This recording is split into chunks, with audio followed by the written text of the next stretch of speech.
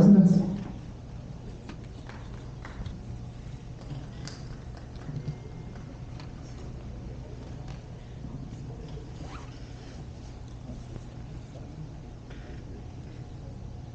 This program is dedicated to the memory of Walt Disney. In 1971, his love for America inspired the creation of the Hall of Presidents, a place to celebrate the optimism and goodwill he saw at the heart of the American story.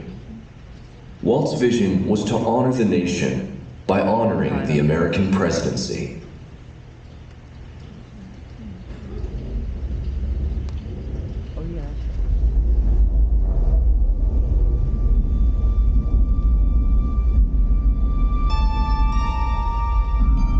It is 1783, and the smoke is clearing in the wake of the Revolutionary War. Over the course of 8 grinding years, General George Washington has led a force of shopkeepers, farmers, and Native American allies to victory over the greatest military power in the world. A new nation has been born, independent and free. The founders must form a national government. In 1787, through months of passionate debate, they create a written constitution. For the country's highest office, they imagine something new in the history of the world. A leader not born to power like a king or queen. A leader who has not seized power through conquest. A leader not separate from the people, but elected by the people. From among the people. We, the people. This is a new idea, an American idea. The idea of a president.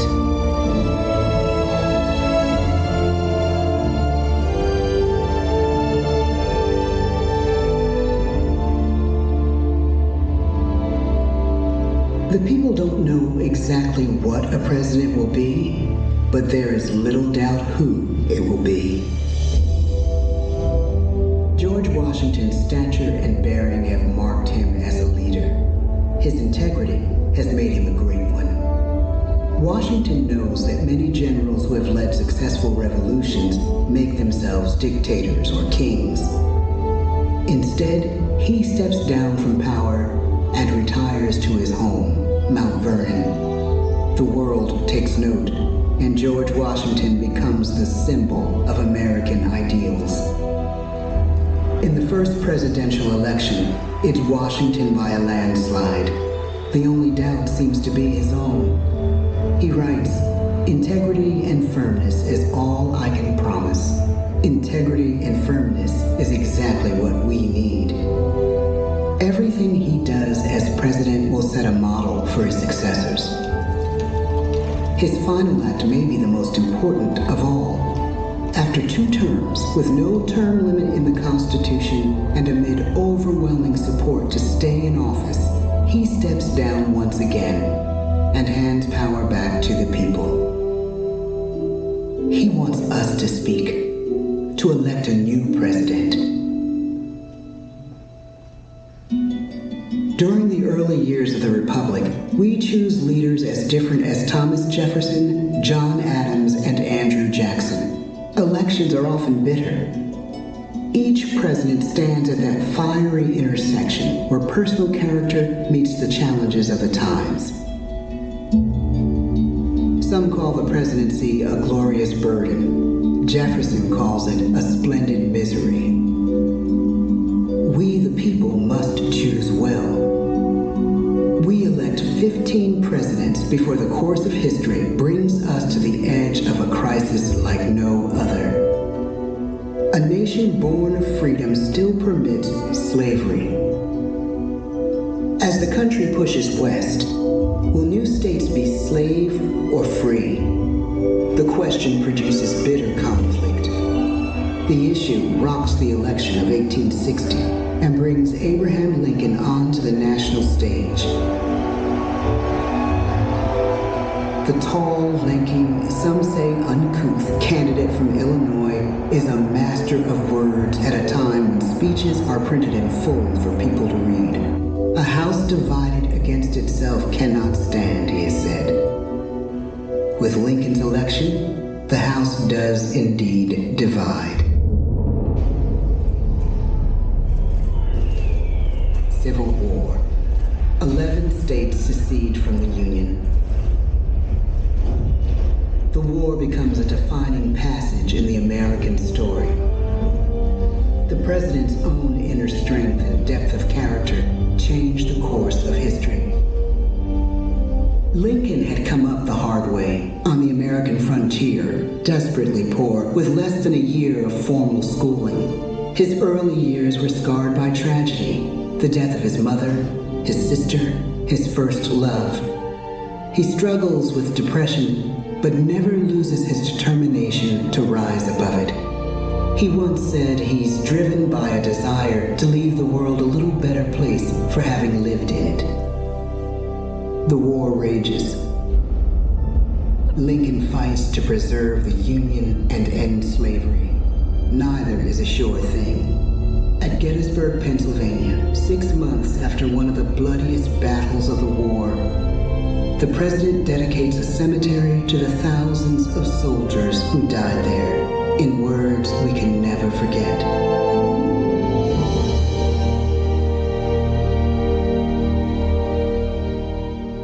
"Fourscore-and-7 years ago, our fathers brought forth on this continent a new nation, conceived in liberty and dedicated to the proposition that all men are created equal. Now we are engaged in a great civil war, testing whether that nation or any nation, so conceived and so dedicated, can long endure. We are met on a great battlefield of that war. We have come to dedicate a portion of that field as a final resting place for those who here gave their lives, that that nation might live. It is altogether fitting and proper that we should do this. But in a larger sense, we cannot dedicate, we cannot consecrate, we cannot hallow this ground. The brave men, living and dead, who struggled here, have consecrated it far above our poor power to add or detract. The world will little note, nor long remember what we say here, but it can never forget what they did here. It is for us, the living, rather, to be dedicated here to the unfinished work which they who fought here have thus far so nobly advanced. It is rather for us to be here dedicated to the great task remaining before us, that from these honored dead we take increased devotion to that cause for which they gave the last full measure of devotion. That we here highly resolve that these dead shall not have died in vain, that this nation, under God, shall have a new birth of freedom, and the government of the people, by the people, for the people, shall not perish from the earth. The blood of over 500,000 Americans is spilled in this Civil War. President Lincoln's enduring hope is to give true meaning to the sacrifices of so many, to lead us to that new birth of freedom. With the end of the war and the end of slavery, a new birth truly begins. As we roll toward the 20th century, settlers roll west on wagon wheels and railroads connect the nation coast to coast.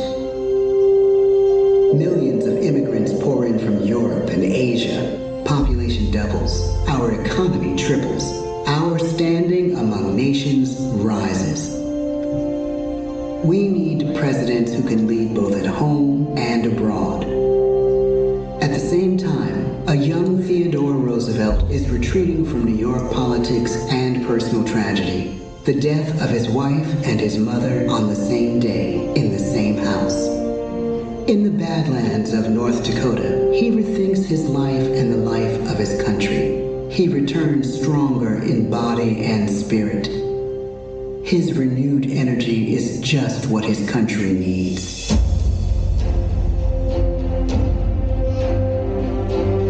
American industry is booming.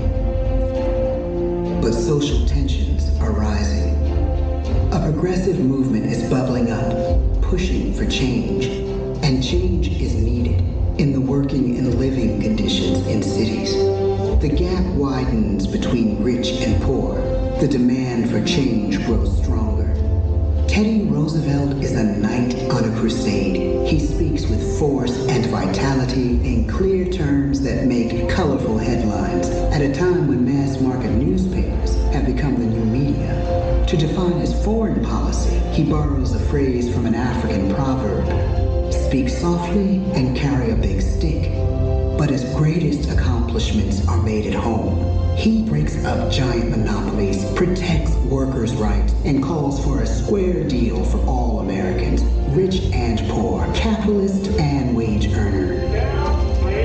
And a square deal for every man and every woman in the United States. He calls on America to be as great as the natural grandeur of its lands.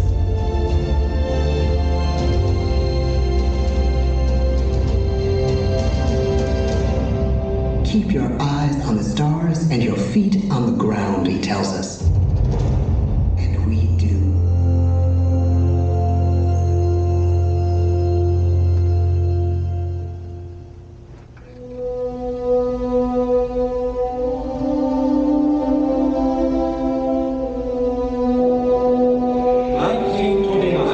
The bottom fell out of the market. 12 million unemployed. The bread lines and the soup. The results of the 1932 election now appear. When we elect our 32nd president, it is the worst of times. The course of history and the course of one president's life again shape a turning point in our national destiny. Franklin D. Roosevelt, paralyzed by polio, knows how to restore the faith of a people paralyzed by the Great Depression. I believe in practical explanation and in practical policy. He has found the inner strength his countrymen now need. He speaks to us like a friend, a neighbor. His optimism is contagious, his voice perfect for the latest breakthrough medium, radio. He calls us to believe we have nothing to fear but fear itself. And we do believe. Tonight's attacks on England are perhaps the most widespread of the war in the course of the day. But an even greater challenge dominates his final years in office: the Second World War. We must be the great arsenal of democracy. This is an emergency as serious as war itself. We stun the world with our production. When bombs fall on U.S. troops in Pearl Harbor, he calls us to fight on the war front and sacrifice on the home front.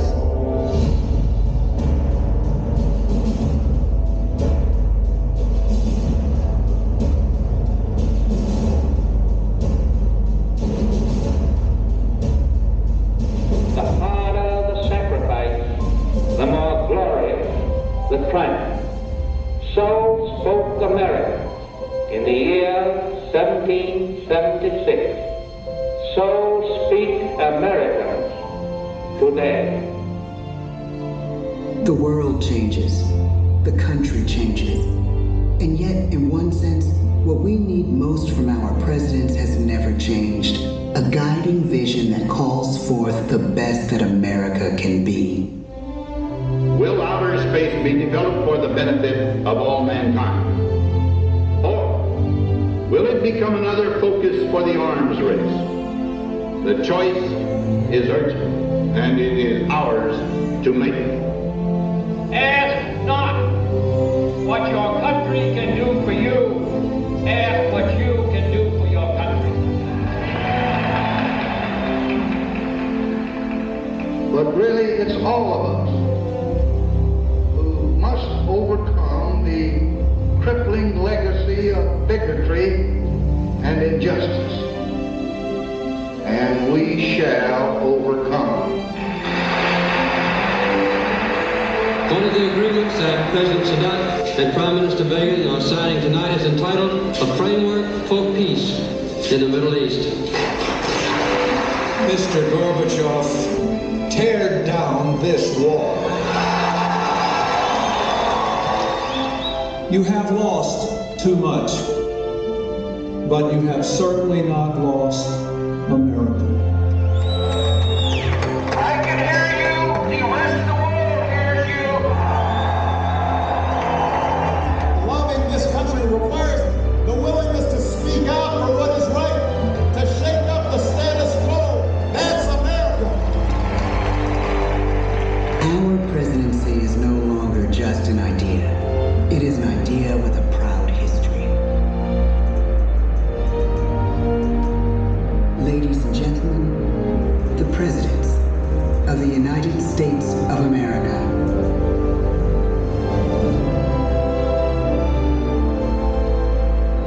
George Washington,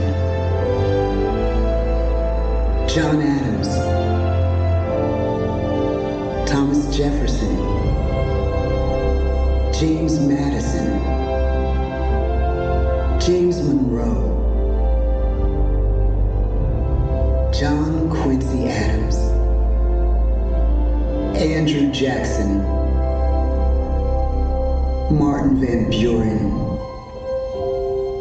William Henry Harrison,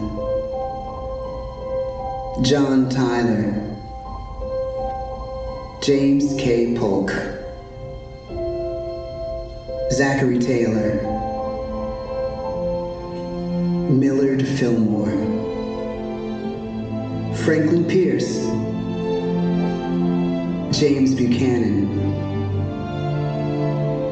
Abraham Lincoln, Andrew Johnson,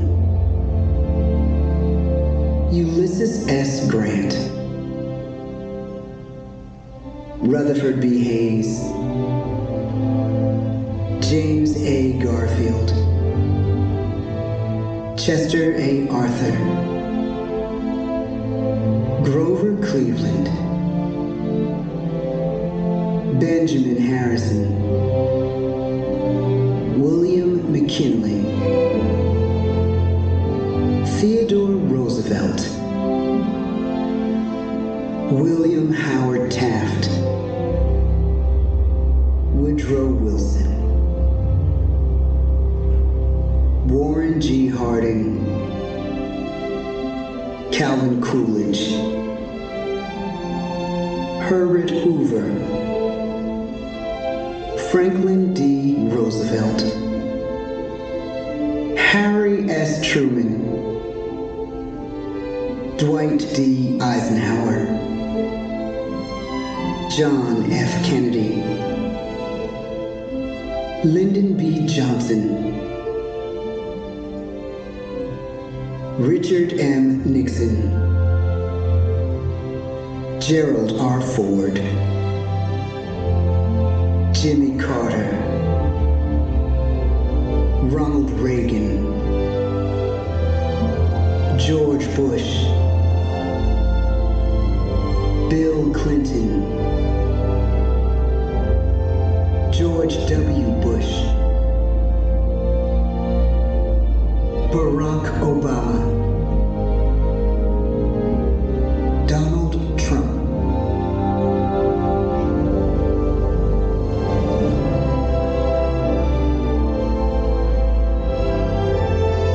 and now we come to the present.